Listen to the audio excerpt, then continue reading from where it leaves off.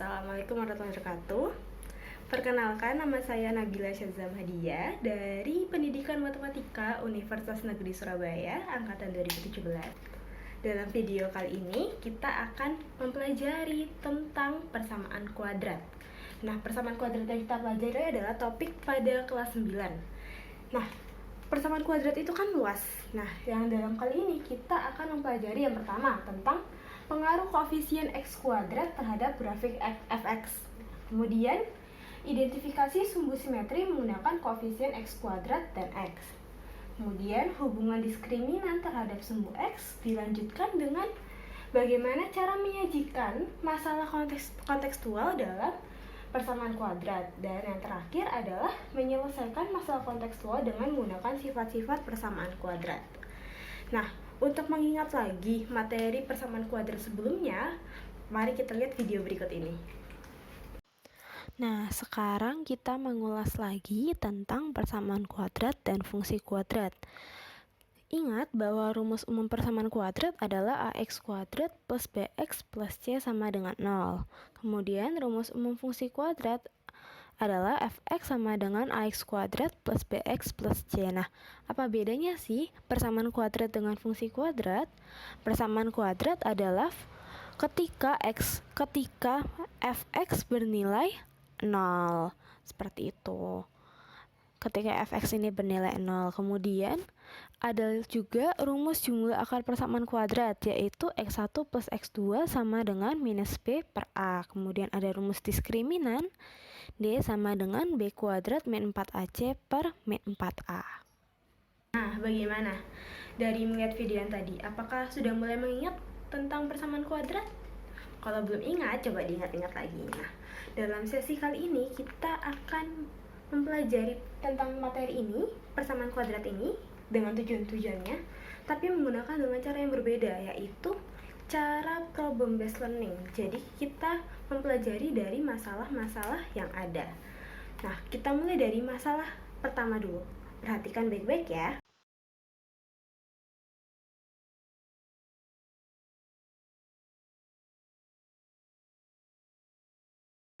Oke, gimana? Sudah memahami masalah satu tadi? Nah, sekarang kita mulai dari pertanyaan nomor 1 ya. Apakah soal tersebut dapat diselesaikan dengan menggunakan persamaan kuadrat? Jawabannya adalah iya. Coba kita perhatikan baik-baik jembatan tayang tadi. Nah, jembatan tayang itu kan berbentuk seperti kurva lengkungan, ya kan? Ornamennya. Nah, kurva lengkungan itu kan identik dengan grafik fungsi kuadrat. Makanya kita bisa menggunakan persamaan kuadrat untuk menyelesaikan soal tersebut. Nah, kita mulai ya. Gimana caranya sih untuk menemukan persamaan kuadratnya? Perhatikan baik-baik. Kita tahu dia kan bentuknya seperti ini. Kalau kita aplikasikan dalam koordinat kartesius, lengkungannya, misalkan ini titik awalnya ya, dia kan berbentuk seperti ini, ya kan? Ini nanti titik terakhirnya yang ada ornamen lengkungannya. Bagaimana caranya? Lihat yang diketahui dalam soal itu apa sih? Setiap 10 meter dari titik awal terdapat tiang. Berarti di sini tuh nanti ada tiang seperti ini kan? Nah, ini jaraknya 10 meter seperti itu. Kemudian ada pernyataan lagi. Tiang kelima panjangnya 19 meter. Berarti kalau panjang tiang itu nanti hubungannya dengan seperti ini. Nah, ini kan Y-nya, ya kan? Yang ini X-nya, seperti itu. Berarti dari yang diketahui tiang kelima panjangnya 19 meter, tiang ke-10 panjangnya 36 meter, kita bisa gunakan titik-titik yang ada. Coba kita cari dulu, tiang kelima itu X-nya berapa sih? Jarak dari titik awal tiang ke-5. Berarti kan 5 dikalikan 10. 5 kali 10 sama dengan 50 meter. Berarti kalau kita ubah ke koordinat kartesiusnya, dia menjadi berapa? 50,19 meter. Kok bisa? Coba perhatikan. Jarak tiang dari titik awal itu kan secara horizontal. Kalau di horizontal berarti merepresentasikan titik X. Sedangkan panjang tiang itu kan secara vertikal, maka dia merepresentasikan titik Y-nya. Kemudian kita lihat tiang ke-10. Tiang ke-10 seperti apa? Tiang ke-10 berarti 10 kali 10 sama dengan 100 meter. Nah, di sini kalau kita ubah ke koordinat kartesiusnya, tiang ke-10 ini berada di 100,36. Titiknya dalam kurva ini, yang sininya. Nah, seperti itu. Kemudian bagaimana caranya? Kita ingat-ingat lagi. Kita mulai di sini. Persamaan kuadrat bentuk umumnya seperti apa? AX kuadrat, ya kan? X kuadrat plus BX plus C sama dengan 0. Atau kalau dalam grafiknya dia berupa apa? Fx sama dengan AX kuadrat plus BX plus C. Nah, dari ini kita ketemu titik apa aja sih? Yang pertama 50,19, yang kedua 100,30. Kemudian yang 100,36 maksud saya. Kemudian yang ketiga apa? Lihat titik awal. Titik awalnya adalah 0,0, titik origin. Maka kita mendapatkan 3 titik tersebut. Kita mulai ya. Nah, dari titik-titik ini kita ubah dia ke dalam fx ini. Kalau dia titiknya 0,0, berarti kan F0 sama dengan A kali 0 ditambah B kali 0 ditambah C. Berarti 0 sama dengan C, ya kan? Kemudian yang kedua 50,19. Maka nanti F50 sama dengan siapa? A kali 50 kuadrat ditambah B kali 50 ditambah C. F50 adalah 19, ya kan? Sama dengan 50 kuadrat berarti 2500A ditambah 50B. Nah, kemudian bagaimana C-nya? Kita tahu bahwa C-nya adalah 0, berarti C-nya bernilai 0. Nggak usah kita tuliskan. Nah, ini kita anggap persamaan 1. Yang kedua 100,36. Berarti F100 sama dengan F A kali 100 kuadrat ditambah B kali 100 ditambah C, ya kan? F100 bernilai 36, berarti 36 sama dengan 10.000A ditambah 100B. C-nya bernilai 0, tidak perlu kita tuliskan. Nah, yang ini 2. Nah, di sini ada 2 variabel A dan B, ya kan? Berarti kita bisa mencari nilai A dan B ini menggunakan sistem persamaan linear 2 variabel. Kita eliminasi 1 dan 2. Ini kita mulai ya. Di sini 2500A ditambah 50B sama dengan 19, ya kan? Kemudian yang ini 10.000A ditambah 100B sama dengan 36. Mau menghilangkan mana dulu? A atau B?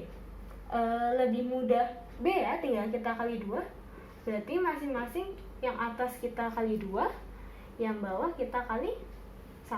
Maka hasilnya nanti berapa? 5.000A ditambah 100B sama dengan 38, ya kan? Kemudian 10.000A ditambah 100B sama dengan 36. Kita kurangi mereka, hasilnya berapa? Yang ini jadi min 5.000A, 100B-nya habis ya. 100B kurangi 100B habis. 38 kurangi 36 adalah 2. Maka A-nya bernilai 2 per min 5.000, A-nya bernilai minus 1 per 2.500. Nah, Kita dapatkan nilai A-nya di sini. Kemudian kita mencari nilai B-nya seperti apa. Tinggal kita masukkan A ini ke salah satu persamaan. Kita masukkan kemana ya enaknya? Coba kita masukkan ke persamaan kedua.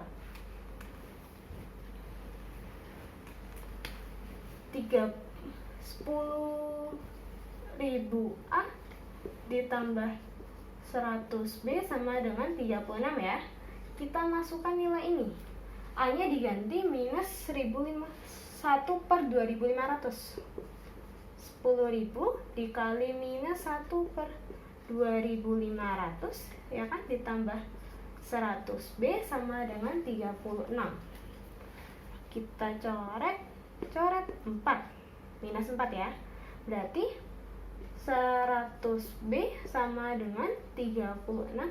Negatif pindah menjadi positif, berarti 100 B sama dengan 40.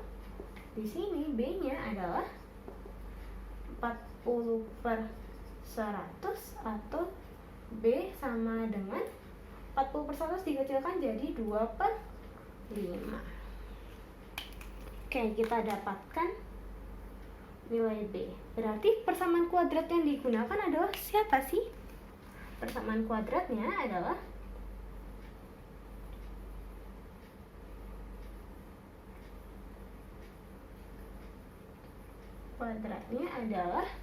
A-nya minus 1 per 2500. Satunya kita ganti X kuadrat di sini. Nah, kemudian B-nya 2 per 5. Berarti ditambah 2 per 5 X. Sepertinya. Nah, inilah persamaan kuadrat yang kita gunakan. Oke, kita berlanjut ke soal nomor 2.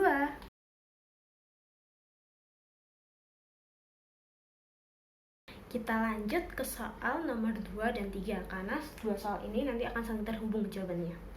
Kita tahu yang pertama adalah jembatan Tayan itu jaraknya, panjangnya itu 1220 meter. Kemudian dari penyelesaian soal nomor 1 tadi, kita dapat persamaan kuadrat yang dapat digunakan adalah minus X kuadrat per 2500 ditambah 2 per 5 X sama dengan 0.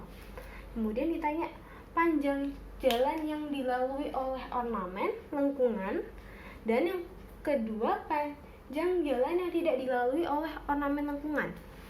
Gimana caranya? Kita tahu ornamen lengkungannya kan seperti ini, ya kan? Nah, kalau kita hubungkan dengan tadi grafik fungsi kuadratnya, ini kan titik 0,0, ya kan? Kemudian, nah, titik potong kurva sumbu X yang di sini, ada ini misalkan dia kan sama-sama sejajar di sumbu X kan, ini di sumbu X, yang atasnya sumbu Y. Berarti ini kan koordinatnya bisa kita misalkan sebagai apa? Misalkan ini titik A, maka ini A, 0. Karena nilai Y-nya dia tidak mempunyai ibaratnya dalam koordinat ini dia tidak memiliki ketinggian. Kemudian dari mana kita dapatkan? Bisa dengan dua cara. Cara pertama, kita pakai cara pertama, yaitu mencari nilai X yang memenuhi, ya kan? Akar-akar persamaan dari persamaan kuadrat merupakan titik potong kurva fungsi kuadrat terhadap sumbu X. Cara satu kita gunakan, gimana cara nyarinya?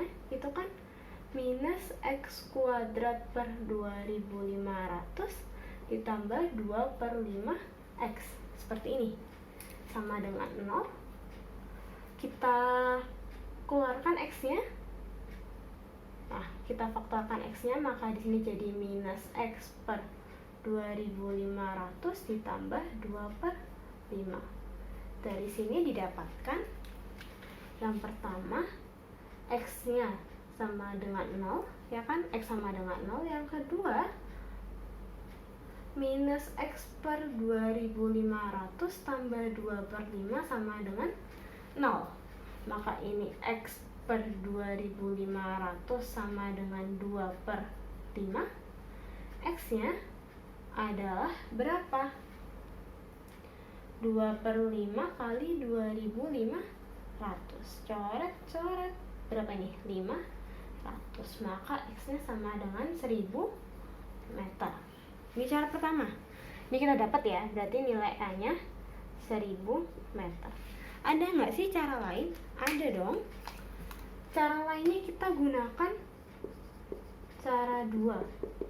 Ingat, dalam persamaan kuadrat AX kuadrat plus BX plus C sama dengan 0, nilai X1 plus X2 ditandai dengan minus B per A, ya kan? Minus B per A, maka kita tahu X1 nya adalah 0. Sebelah sini kan 0, titik potongnya. Berarti 0 ditambah X2 itu sama dengan siapa? Minus B. Minus B nya adalah 2 per 5 X, ya kan? Kayak ini. 2 per 5 minus ya, dibagi A nya berapa? 1 minus 1 per 2500. Coret. Maka X2 nya berapa? 2 per 5 kali 2500. Maka X2 nya adalah 1000 meter. Jadi sama aja hasilnya, menggunakan cara 1 ataupun cara 2. Kemudian sekarang kita jawab pertanyaannya. Panjang jalan yang dilalui oleh ornamen, kita tanda ya, ini nomor 2. Panjang jalan yang dilalui oleh ornamen berarti kan dari titik X1 sampai X2. X1 plus X2 nya adalah 1000, berarti 1000 meter. Terus bagaimana panjang jalan yang tidak dilalui oleh ornamen, nomor 3. Berarti 1220 meter kita kurangi dengan 1000 meter, hasilnya 220 meter, seperti ini. Nah, kita lanjut ke pertanyaan selanjutnya.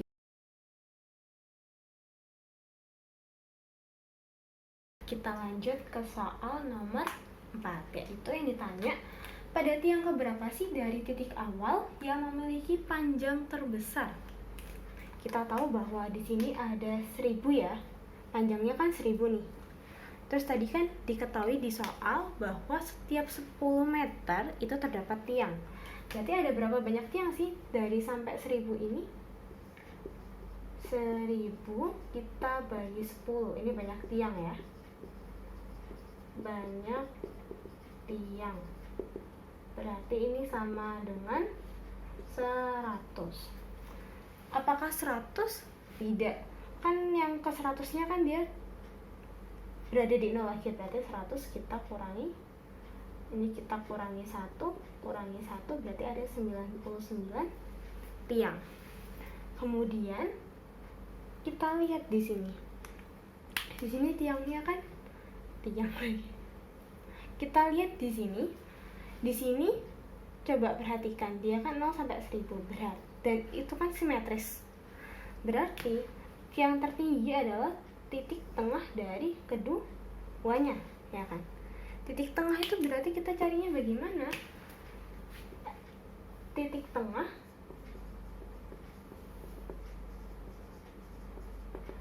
yaitu X1 plus X2 kita bagi 2.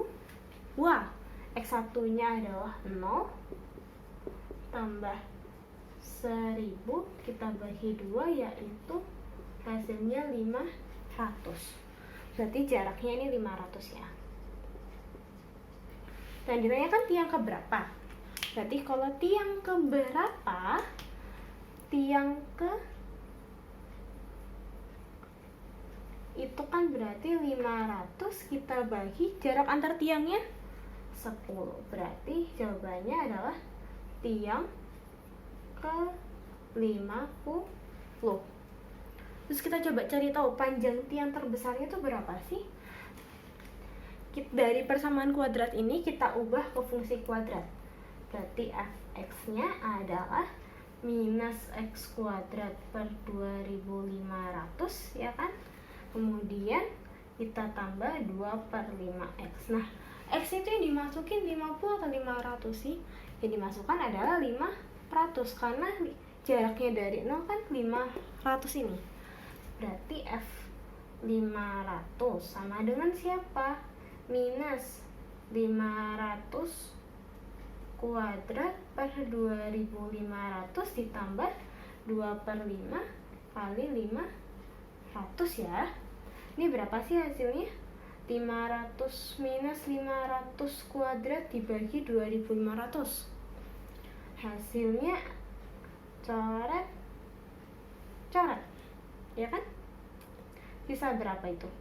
Nolnya 2 berarti minus 100 ya. Kemudian ditambah ini coret 200, berarti tiang tertingginya adalah 100. Panjang tiang tertinggi adalah 100 meter, seperti ini. Nah, selanjutnya kita akan bahas terkait hubungan-hubungan apa aja sih yang tadi berlaku di sini. Perhatikan baik-baik ya setelah ini. Nah, sekarang kita mencari tahu apa aja sih hubungan-hubungan dari koefisien-koefisien tadi terhadap bentuk grafik-grafiknya. Tadi kan kita sudah lihat tuh, bentuknya kan seperti ini ya, jembatan tadi. Cekung ke atas, ya kan, dia memiliki cekungan ke arah atas. Terus di sini kita lihat tadi dia fungsinya adalah berapa? Minus x kuadrat per 2500 fx ya ini, sama ditambah 2/5 x itu sendiri, ya kan? Terus tadi kita lihat dia kurvanya kan simetris. Kurva fungsi kuadrat itu kan simetris. Berarti kalau kita tarik garis tengahnya di sini, maka ini pasti adalah titik puncak.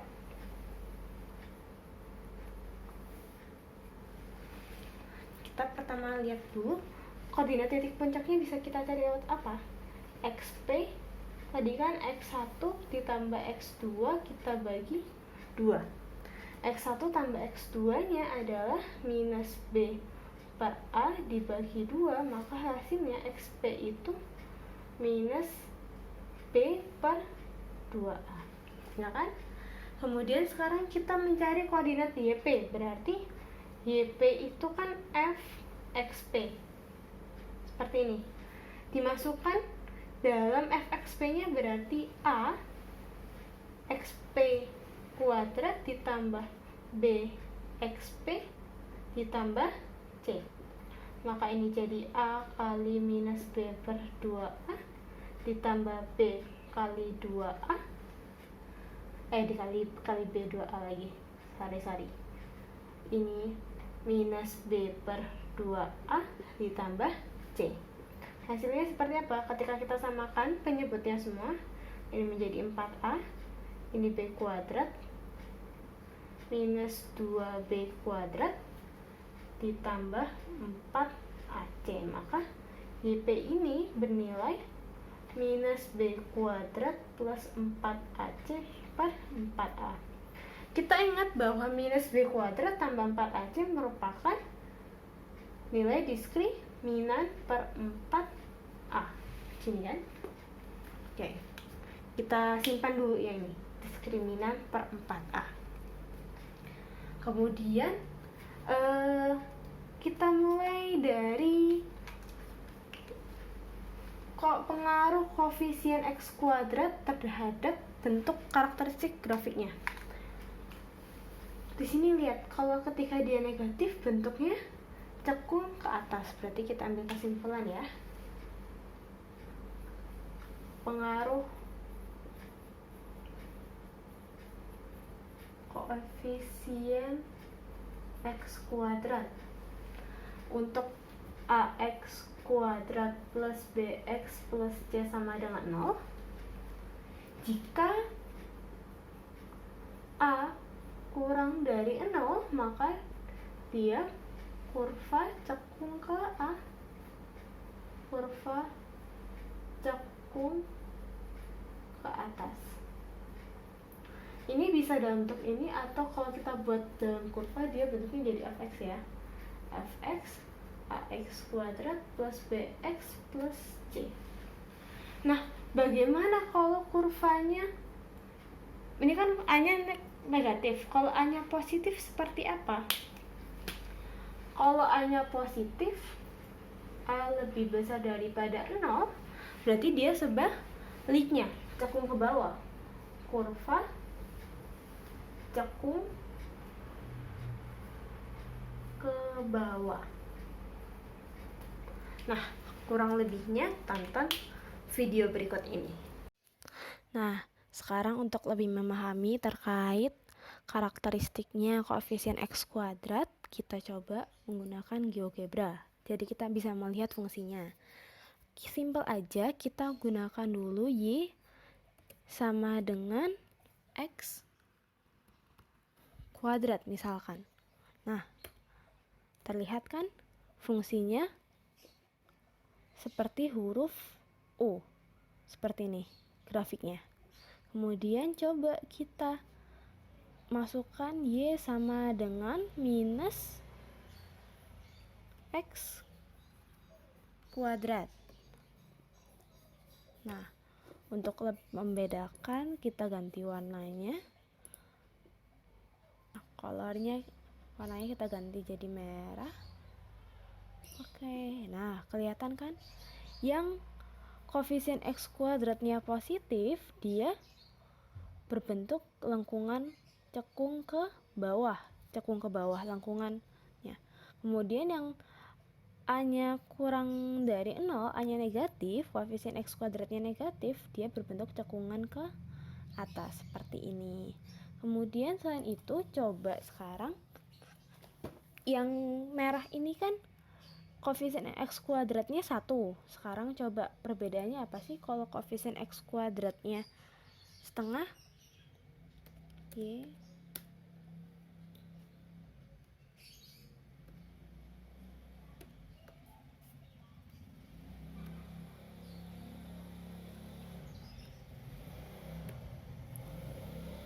perhatikan. Nah, ini kita ganti warna dulu. Nah, perhatikan. Kalau dia y-nya makin kecil nilainya, y-nya. Kalau a-nya makin kecil nilainya, a-nya mendekati 0, misalkan ini yang ungu kan a-nya 0,5. Terlihat dia lengkungannya membesar. Jadi lengkungannya ini terlihat lebih lebar daripada lengkungan yang y sama dengan x kuadrat, seperti itu. Begitu juga dengan yang negatif. Bagaimana? Sudah paham terkait pengaruh koefisien x kuadrat terhadap karakteristik dari grafik fungsinya? Mudah-mudahan video tadi lebih memudahkan ya dalam abstraksinya. Nah, kita lihat dari pertanyaan keduanya, pengaruh yang tujuan kedua yaitu identifikasi sumbu simetri menggunakan koefisien x kuadrat dan x. Sumbu simetri itu apa sih? Kalau misalkan kita punya gambar gini, simetri kan tengah-tengahnya, ya kan? Sumbunya itu berada di tengah. Nah, coba kita lihat tadi yang grafik ini. Tengah-tengahnya adalah siapa sih? Titik XP kan? XP ini, puncak ini berada di tengah-tengah. Berarti sumbu simetrinya seperti apa? Dari sini kita bawa ke sini. Sumbu simetri adalah siapa? XP-nya minus B per 2A. Berarti sumbu simetri ini kan garisnya tegak lurus sumbu X. Berarti garis X sama dengan minus B per 2A, di mana B ini adalah koefisien X, A ini koefisien X kuadrat. Nah, untuk memudahkan, coba perhatikan video berikut ini. Nah, sekarang tadi kan kita sudah mengidentifikasi bahwa sumbu simetri itu ialah min B per 2A. X sama dengan min B per 2A. Sekarang kita coba ya. Misalkan Y-nya sama dengan X kuadrat min 3X. Nah, seperti ini aja ya. Min 3X. Kita lihat sumbu simetrinya min B per 2A. Berarti X sama dengan min B, berarti min 3 ya. 3 A-nya 1, berarti 3 per 2. Seperti ini. Nah, kita perbesar. Kemudian dari ini kita coba lihat ekstremumnya. Kita rain. Nah, lihat di sini. Tepatkan posisi titik puncaknya terhadap sumbu simetri. Maka itulah hubungannya. Oke, bagaimana? Sudah memahami dari penjelasan video tadi dengan menggunakan GeoGebra terkait aplikasi dari sumbu simetri dan pengaruh koefisien X kuadrat dari grafik itu. Nah, sekarang yang terakhir, tujuan kita yang terakhir yaitu hubungan diskriminan terhadap titik potong sumbu X, ya kan? Selanjutnya kita melihat hubungan dari diskriminan terhadap titik potong sumbu X, ya kan? Diskriminan itu kan ada 3. Nanti yang diskriminannya nanti kita bagi. Wah, sudah habis ternyata. Nanti diskriminannya kita bagi dari D lebih besar daripada 0, D kurang dari 0, atau D-nya sama dengan 0 itu sendiri. Kemudian kita lihat. Tadi kita dapatkan bahwa kalau dia A-nya lebih besar daripada 0, maka bentuk kurvanya adalah cekung ke bawah ya. Kalau A-nya kurang dari 0, maka bentuk kurvanya cekung ke atas. Kita analisis satu-satu. Misal yang pertama, D lebih besar daripada 0.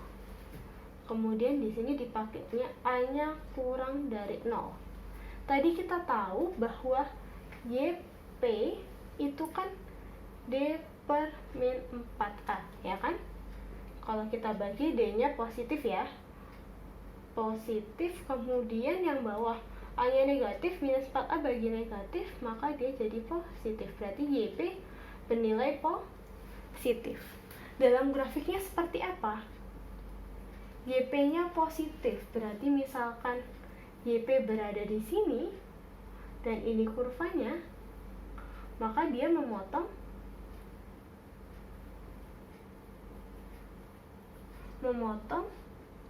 sumbu X di 2 titik.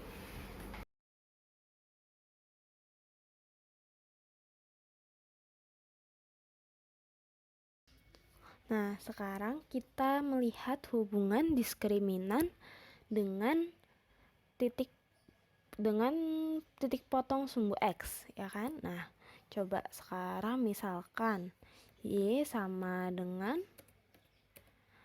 X kuadrat min 2X min 1, seperti ini. Kita masukkan ya. Coba cari dulu diskriminannya berapa. Apakah lebih besar daripada 0, kurang dari 0, atau sama dengan 0. Kalau terlihat dari grafiknya, dia diskriminannya lebih besar daripada 0. Nah, terlihat di sini dia memotong sumbu X di 2 titik. Nah, di sini sama sini. Kalau kita lihat lagi rootsnya, kita sentuh, nah terlihat kan titik B sama titik A-nya. Kemudian kita ganti lainnya yang menyinggung. Contohnya apa ya? Y sama dengan dia harus diskriminannya sama dengan 0 ya kan? Maka kita bisa cari dengan X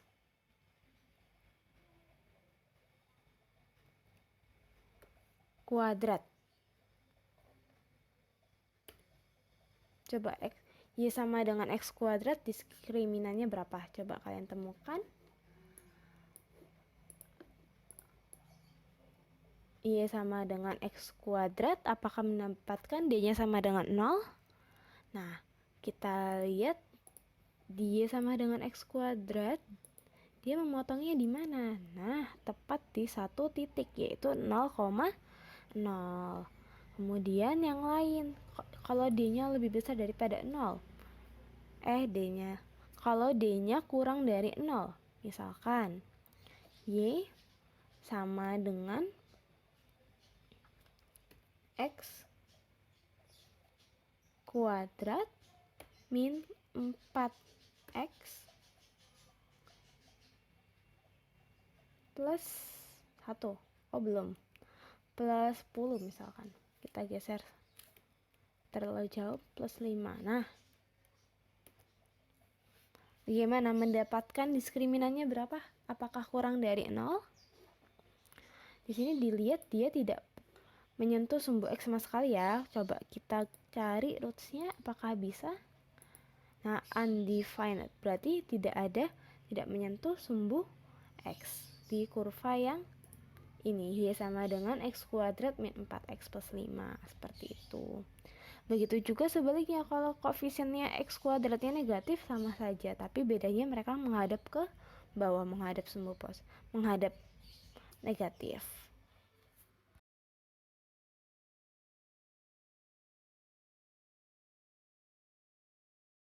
Apakah sudah paham dengan penjelasan kali ini? Sesi ini yang tadi masalah 1 dan apakah penyelesaiannya bisa menggunakan persamaan kuadrat atau fungsi kuadrat atau tidak? Jawabannya iya.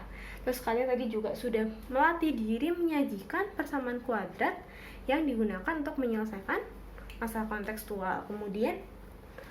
Kemudian mencari dari itu, kita menggunakan sifat-sifat persamaan kuadrat untuk menyelesaikan masalah-masalah yang ada, seperti tadi menggunakan rumus apa aja, X1 plus X2, kemudian tadi kita menemukan rumus XP, kemudian rumus YP, seperti itu.